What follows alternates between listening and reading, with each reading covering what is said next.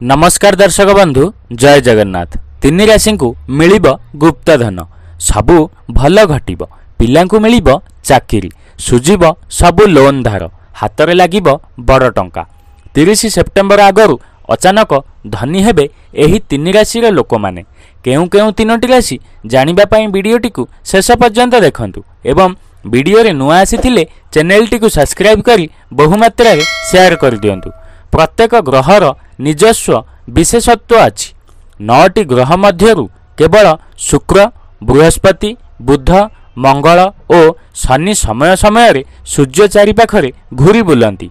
पांजी अनुसार सेप्टेम्बर 30 सकाळ 8:22 रु बुध दक्षिण आड़कू गति करिबा आरंभ करिवे। आसंतु जानिबा सेप्टेम्बर 30 रे बुध निजर ग्रह परिवर्तन करिबा पूर्वरु केउ राशि मानक जीवन रे खुशी आसीपारे। मेष राशि सेप्टेम्बर 30 तारिख पूर्वरु समय मेष राशि लोकंक पई अनुकूल रहिबो।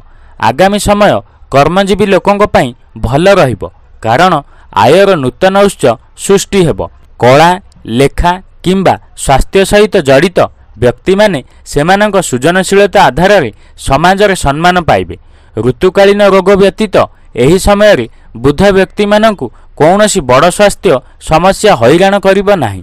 तुला राशि एही राशि व्यक्ति शत्रु मानक उपरे विजयी हेबे। एही लोकंक पई सरकारी चाकरी मध्य संभव। नूतन गाड़ी किनिबार संभावना रहिछि। पारिवारिक संपर्क रे घनिष्ठता बुद्धि पाइबो।